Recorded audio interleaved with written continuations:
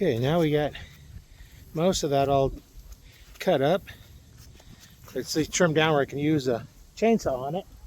Before you use a chainsaw, besides sharpening the blade a little bit, we need to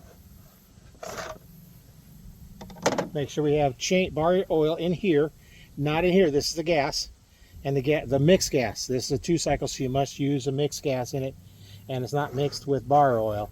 There's a special oil that you use in a 2-cycle motor or engine. So I'm going to get this one fired up, and we're going to start working on this tree. We're going to start from the little branches and work our way in.